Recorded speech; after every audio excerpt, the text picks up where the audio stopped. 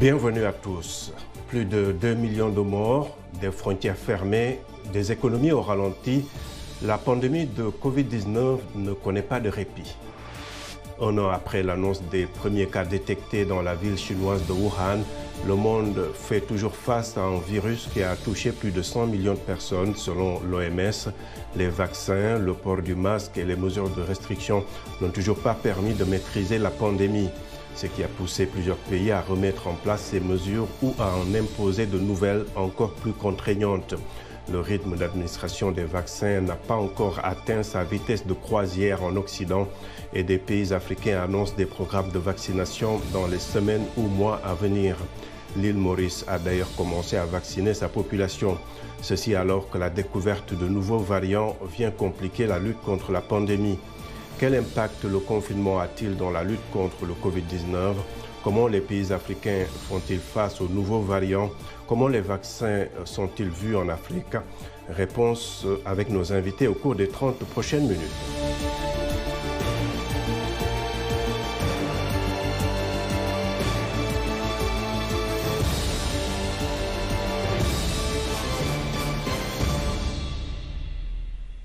L'évolution de la pandémie de Covid-19 connaît un tournant avec une hausse des cas un peu partout dans le monde et le retour des mesures plus restrictives. Ceci alors que la découverte de nouveaux variants, dont ceux d'Afrique du Sud et de Grande-Bretagne, viennent compliquer davantage la lutte contre la maladie. Suivons les explications de Mohamedou Oumfa. Le variant anglais du coronavirus continue d'essaimer le monde, atteignant au moins 60 pays et territoires, dont la Chine. Ce variant britannique, beaucoup plus contagieux que ne l'était le virus SARS-CoV-2 originellement, n'était présent que dans 50 pays au 12 janvier. La progression de ce variant s'accompagne de nombreux décès, ce qui inquiète les autorités de plusieurs pays, comme la chancelière allemande Angela Merkel. Il faut agir maintenant pour prévenir le danger de ces variants. C'est une question de précaution. Si la mutation s'est déjà propagée dans notre pays, le nombre d'infections pourrait exploser, comme on l'a vu dans d'autres pays. Le variant sud-africain du coronavirus se diffuse plus lentement et est présent dans 23 pays et territoires. Mais c'est 3 fois de plus qu'au 12 janvier. L'OMS rapporte aussi la diffusion de 2 autres variants apparus au Brésil, le P1 signalé dans l'état de l'Amazonas et détecté aussi au Japon sur 4 personnes venues du Brésil et un autre variant. Autorités politiques et experts appellent à miser sur les tests de dépistage pour surveiller ces variants. Les tests et le séquençage du génome sont essentiels pour identifier la progression des vaccins ou en détecter de nouveaux. Les États membres devraient mettre à jour leur stratégie de test pour refléter les nouveaux variants et augmenter d'urgence le séquençage. À l'heure actuelle, de nombreux États membres testent moins de 1% des échantillons. Pendant ce temps, les études se poursuivent pour en savoir un peu plus sur ces variants. De nouvelles études semblent confirmer les premiers indices des scientifiques selon lesquels le variant sud-africain risque d'échapper au moins partiellement à la protection espérée des vaccins contre le Covid-19, contrairement au variant anglais contre lequel le vaccin de Pfizer et BioNTech semble efficace. Pour sa part, l'OMS, qui a réuni son comité d'urgence le 14 janvier, appelle à une intensification du séquençage génomique et du partage des données au niveau mondial, ainsi qu'à un renforcement de la collaboration scientifique sur les inconnus qui subsistent concernant le virus. Dépister semble donc, pour le moment, le meilleur moyen de surveiller l'évolution de ces variants. Voilà, merci beaucoup. Et pour le débat, nous avons 2 invités. Ici à Washington, le docteur Marie Mbaga, spécialiste en santé publique. Également à Dakar, au Sénégal, le docteur Makhtar Ndiaye, médecin spécialiste en santé publique. Merci à vous d'être avec nous. Je démarre avec vous, docteur Marie Mbaga. Ces nouveaux variants du coronavirus, notamment celui britannique et celui sud-africain, semblent, dit-on, contribuer à la hausse des décès dans beaucoup de pays. Comment ces nouveaux variants qu'on a découverts compliquent-ils les plans de riposte déjà mis en place? Avant de commencer peut-être à parler de cette spécificité d'Afrique du Sud et des United Kingdom, il faut peut-être dire que le virus a cette particularité de muter un peu le virus de la grippe. Comme vous savez, on se vaccine chaque année de la grippe pour une raison qui est simple, parce que entre l'année qui suit, le virus initial mute parce que au niveau de la cellule hôte, quand il essaie de tout faire former des nouveaux virions, il se transforme et son matériel génétique se transforme. C'est ça qu'on appelle des mutations qui sont généralement des micro-mutations et qui ne ne donne pas de nouveaux symptômes en tant que tels, ni n'augmente pas généralement la virulence de la maladie pour ce qui est de la grippe, par exemple. Donc, quand j'ai fini d'expliquer ça, il faut maintenant dire les variantes des United Kingdom et d'Afrique du Sud sont un peu spéciales parce qu'elles viennent ajouter quelque chose à la maladie. Celle de United Kingdom augmente la transmissibilité jusqu'à 70% et également le nombre de décès. Cette variante donne une forme de la maladie beaucoup plus virulente que celle que les variantes qui existent déjà, et c'est l'occasion de dire qu'il y a plusieurs variantes qui existent déjà du COVID-19, mais qui sont des micro-mutations pas aussi large que celle des UK qui représente quand même 29 mutations de protéines au niveau du génome viral par rapport au génome viral initial.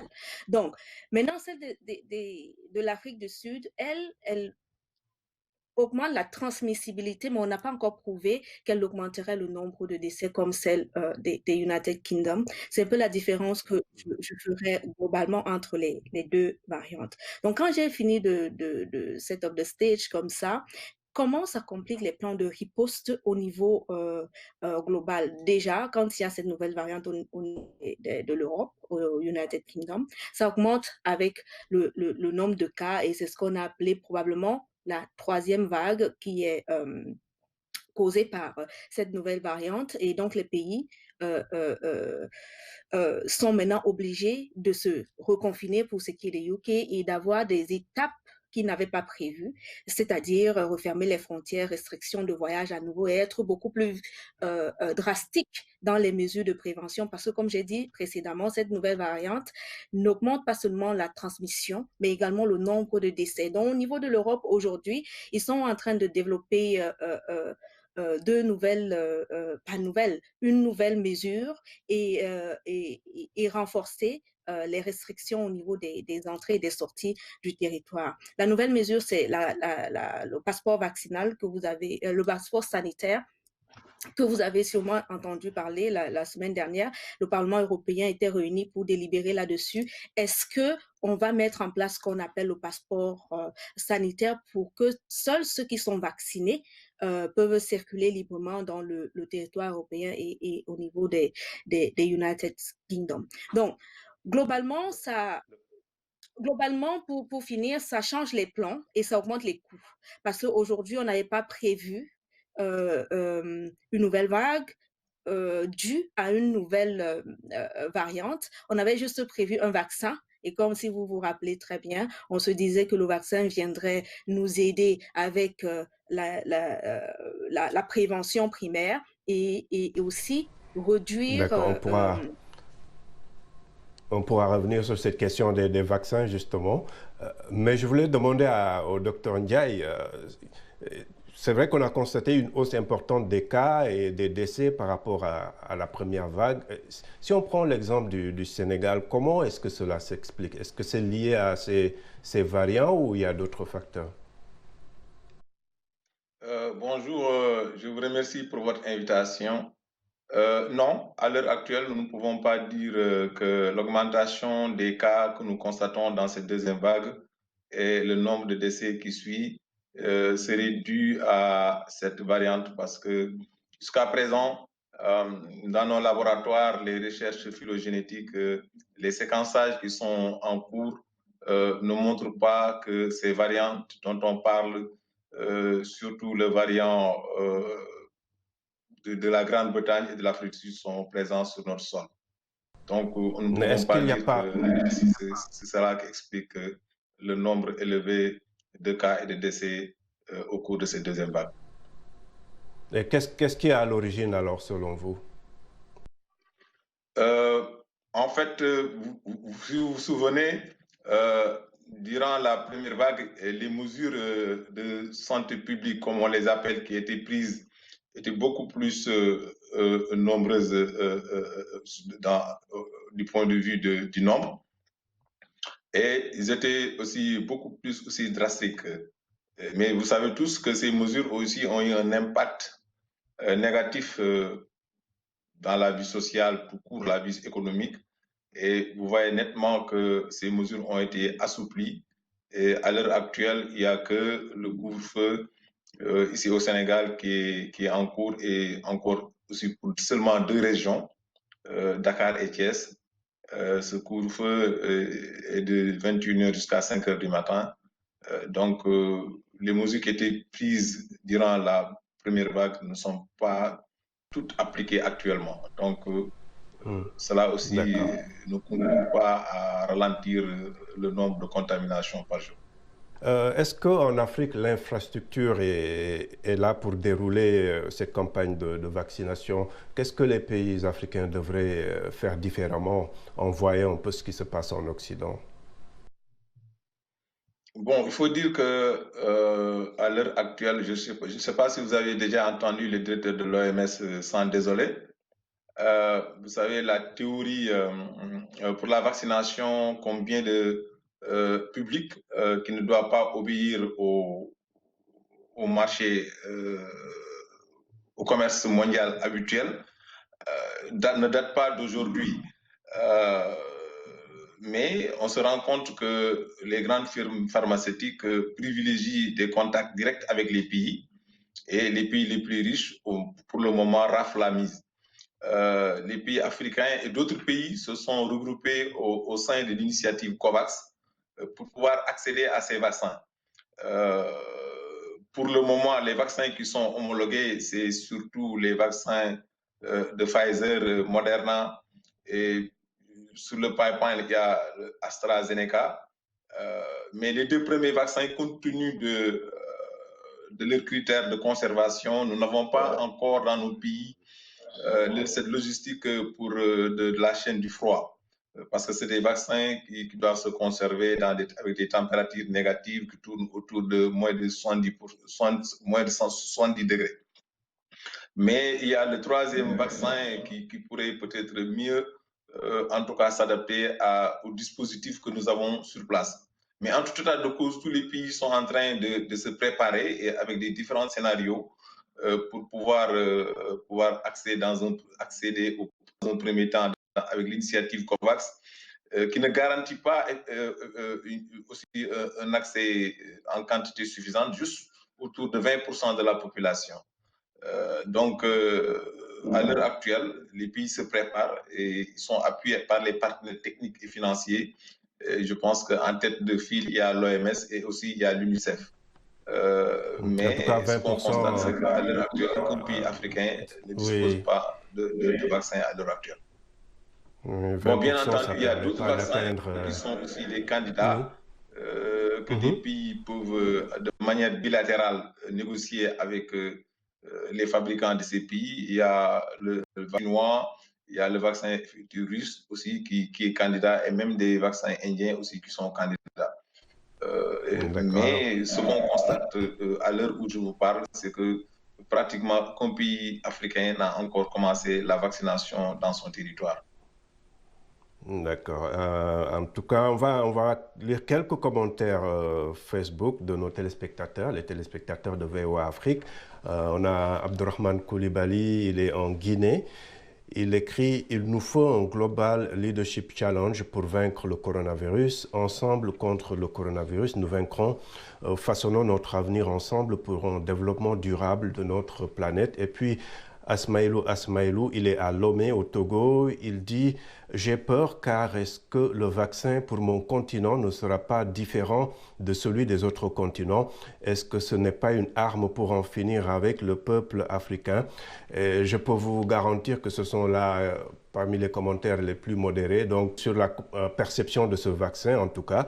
Comment est-ce qu'il faut dissiper ces inquiétudes, ces doutes qui sont véhiculés dans ces commentaires Facebook et sur les réseaux sociaux de façon générale, qui sont bien ancrés dans la population? Docteur Mbaga. Oui, c'est ce que j'anticipais tout à l'heure. Dans la population, sur les réseaux sociaux, sur les réseaux WhatsApp, je pense que, comme le collègue l'a dit tout à l'heure du côté de Dakar, l'Afrique a encore une chance de préparer sa population à la venue de ce vaccin parce que, effectivement, comme il l'a si bien dit, les pays riches raflent la mise, c'est la loi du marché. La demande est énorme et donc le peu qu'il y a là sont ceux qui peuvent se permettre d'avoir. Et malheureusement, l'Afrique ne peut pas se permettre d'avoir aujourd'hui par leur propre gouvernement, mais les partenaires techniques, je pense que l'OMS et le système des Nations Unies en général est en train de se battre pour l'avoir.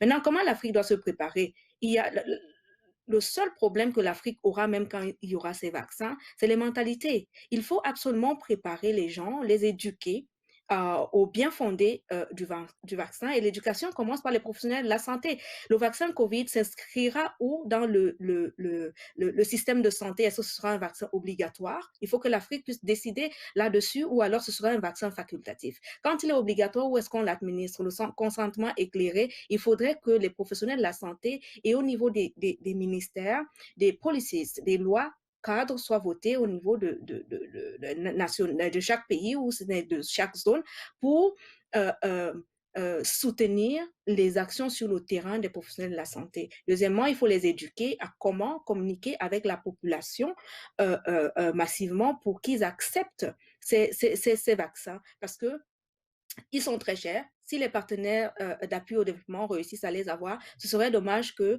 à cause des désinformations, que la population africaine ne puisse pas l'avoir. Donc, ça, c'est le premier pan. Le deuxième pan qui serait le premier commentaire, il faut nous unir et faire en sorte que nous tous nous soyons... Combattre ensemble, ouais. Nous combattions ensemble le Covid et une petite partie du deuxième commentaire qui dit est-ce que le vaccin ne serait pas une manière de décimer l'Afrique? Je veux dire, pour nous mettre ensemble, en fait, l'Afrique doit commencer à se réveiller.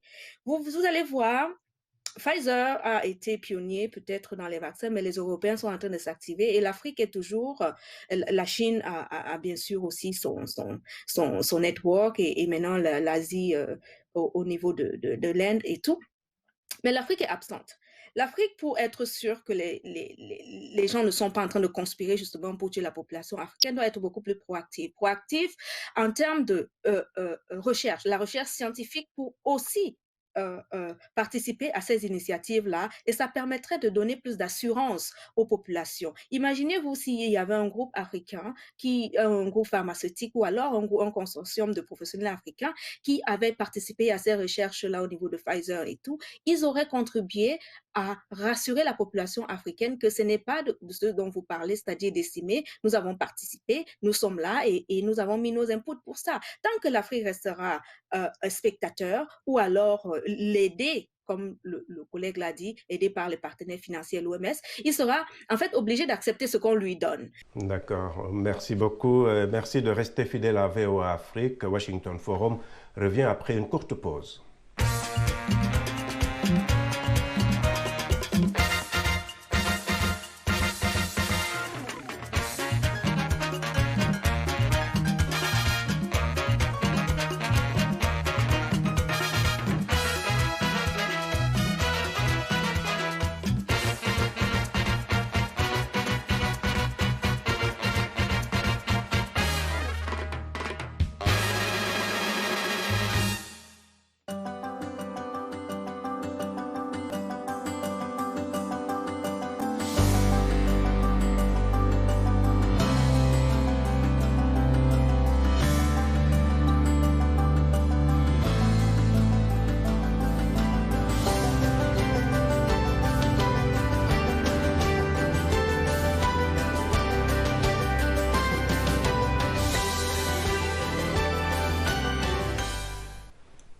Heureux de vous retrouver pour la seconde partie de Washington Forum. Alors que plusieurs pays africains ont annoncé des plans de vaccination contre le Covid-19 en Afrique du Sud, les experts de la santé ont exprimé des doutes sur l'objectif du gouvernement qui prévoit de vacciner 40 millions de personnes cette année. Ils expliquent que ce chiffre doit être revu à la baisse compte tenu de la sévérité de la pandémie dans le pays et des ressources disponibles, suivant les explications de Dili Diko. Les autorités sud-africaines disent vouloir vacciner 40 millions de personnes cette année. Je ne pense pas que cet objectif sera atteint. Plusieurs experts de la santé, comme Jeremy Neal, chef de la division des maladies infectieuses à l'hôpital Ellen Joseph à Johannesburg, ont des doutes et exhortent le gouvernement à fournir un plan. Je pense simplement que lorsque vous regardez les données chiffrées, vous déterminez à quelle fréquence vous vaccinez les gens et combien de doses vous devez donner par jour, que vous prenez en compte les énormes défis d'infrastructure, les défis logistiques et le fait que des pays avec davantage de ressources peinent à vacciner leur population, vous voyez que cet objectif est difficile à atteindre. L'Afrique du Sud est de loin le pays le plus touché par la pandémie sur le continent. Plus d'1,3 million de cas de Covid-19 et près de 40 000 décès au 22 janvier. Actuellement, le pays fait face à une deuxième vague d'infection provoquée par une nouvelle variante du virus. Le 19 janvier, le gouvernement sud-africain a déclaré qu'un comité national superviserait le déploiement du vaccin dans les secteurs publics et privés. Mais il n'a pas précisé à quelle date ce déploiement commencerait, ni comment la logistique de distribution et de stockage serait gérée, ni identifier les entreprises privées qui seraient impliquées dans ce processus. Avec un système de santé publique surchargé bien avant le début de la pandémie, les experts estiment qu'une campagne de vaccination efficace va nécessiter une importante coordination avec le secteur privé. Lisette Kruger est gestionnaire nationale pour les pharmacies d'Ischem. Nous avons 4 grands entrepôts frigorifiés. Nous avons également des livreurs et des camions frigorifiés pour ne pas rompre la chaîne du froid et transférer les vaccins vers les lieux où ils seront administrés. Nous avons même la possibilité de louer davantage d'entrepôts frigorifiés si nous obtenions plus de vaccins. Nous sommes aussi en mesure d'étendre la distribution, d'étendre le temps de conservation du vaccin et d'étendre l'administration du vaccin. La plus grande chaîne de pharmacies d'Afrique du Sud, Clicks, fait partie des entreprises qui proposent leur réseau pour faciliter la distribution des vaccins, mais a déclaré qu'elle attend pour l'instant les directives du gouvernement. D'autres comme Shoprite, le plus grand détaillant sud-africain, et Minerals Council, un organisme représentant le secteur minier, ont déclaré être prêts à soutenir le déploiement du vaccin. Selon les experts de la santé, cet engouement est très encourageant, mais il faudrait tout de même que le gouvernement établisse un plan détaillé afin d'éviter tout retard dans la distribution des vaccins. Voilà, merci beaucoup, Dili. Et je rappelle nos invités pour ce Washington Forum. Ici à Washington, Dr Marie Mbaga, spécialiste en santé publique, et à Dakar, Dr Martin Ndiaye, médecin spécialiste en santé publique. Docteur Mbaga, plusieurs pays ont imposé des mesures de restriction assez drastiques, mais on sent une certaine fatigue de la population, que ce soit ici, en Europe ou en Afrique, partout. Est-ce que le confinement est aujourd'hui la solution pour vous? En tant que professionnel, je reste convaincue qu'il n'y a pas une méthode unique qui serait la solution. S'il y en avait une, on aurait déjà trouvé. Ça va faire bientôt 1 an que nous sommes embourbés dans cette situation. Je pense que le relâchement a été à tous les niveaux, au niveau des autorités sanitaires et aussi peut-être politiques, mais également au niveau des populations. Parce que vous conviendrez avec moi que le jour où on dit qu'il n'y a plus de parking à payer ou je sais plus d'amende pour excès de vitesse, volontiers les gens vont accélérer parce qu'on ne contrôle plus. Donc je pense que le relâchement n'est pas au niveau de la population, c'est au niveau général. Et pour finir, je pense que la deuxième vague, la deuxième ou la troisième vague, je pense au niveau de l'Afrique, n'est pas due peut-être aujourd'hui à une nouvelle variante comme en Afrique du Sud, mais c'est dû justement à ce relâchement global où les gens pensent que le Covid est fini, ou alors qu'ils ont atteint ce que nous appelons immunité collective, parce qu'on l'entend aussi beaucoup, on a atteint l'immunité collective et ainsi de suite. C'est là où la communication en santé doit avoir tout un sens et que les professionnels de la santé publique surtout doivent organiser cette communication communautaire pour dire aux populations que c'est pas fini. On n'a pas encore atteint dans certains pays cette immunité collective et quand bien même, il faudrait toujours individuellement se protéger. Ça incombe aux populations, mais également aux gens qui sont censés contrôler si ces mesures barrières sont mises en œuvre. Pour terminer, quelles sont peut-être les conditions pour un retour à la normale et peut-être toucher un mot sur le rôle de l'OMS dans ce retour global à la normale. Je démarre avec vous, Dr Ndiaye, et on termine par Dr Mbaga. Donc, vous savez, depuis le 30 janvier, quand l'OMS a déclaré que la COVID est une urgence de santé publique de portée internationale, les pays ont été accompagnés pour élaborer des plans de préparation et de riposte. Ce sont des plans qui ont été mis en œuvre. Et à un certain moment, il y a eu un réel espoir parce qu'il y avait une tendance à la baisse. Mais malheureusement, nous avons constaté une seconde vague. Bon, donc, l'espoir actuellement, c'est sur les vaccins. Et donc, on en a parlé. L'OMS est le chef de file des partenaires techniques et financiers dans tout ce qui concerne la santé. Et il y a des efforts quand même qui sont en train d'être menés. L'espoir maintenant, vraiment, c'est la vaccination. En attendant, de part et d'autre, les pays sont aidés aussi pour faire en sorte que la santé soit résiliente.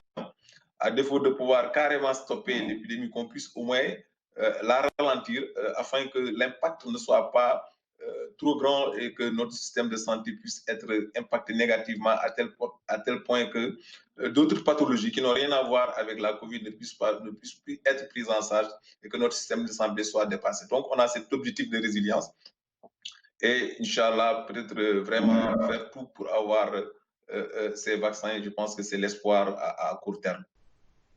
Docteur Mbaga, vous aurez le mot de la fin.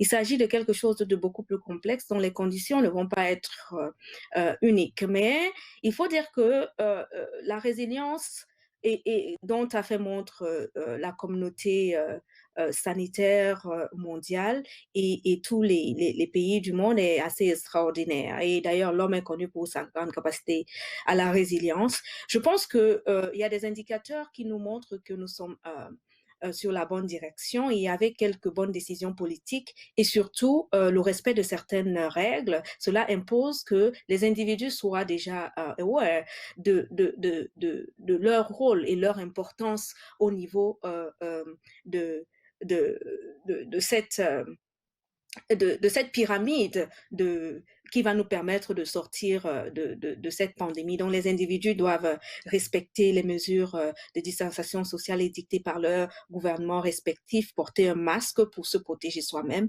et protéger les autres. Et au niveau des politiques, il faut que chez les pays, et je pense que c'est là où l'Afrique n'a pas encore vraiment commencé à agir, c'est-à-dire avoir des policies qui font de la COVID une urgence sanitaire au niveau des pays et faire en sorte que ces politiques soient implémentées à tous les niveaux de la chaîne de santé publique. Et enfin, au niveau global, pour finir avec l'OMS. L'OMS est cet organe de coordination et je suis contente que le nouveau exécutif au niveau des États-Unis ait rejoint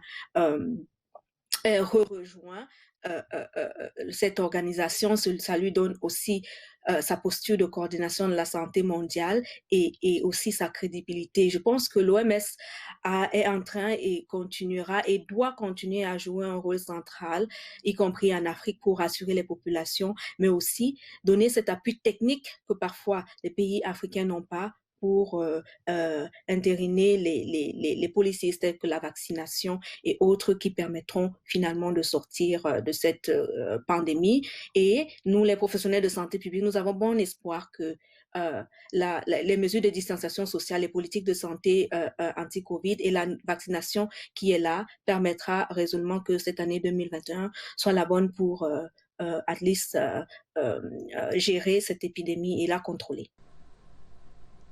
Voilà, nous arrivons au terme de ce Washington Forum. Merci beaucoup à mes invités et à vous qui nous avez suivis sur voaafrique.com et à travers nos télépartenaires sur le continent, sans oublier toute l'équipe technique. À très bientôt. Au revoir.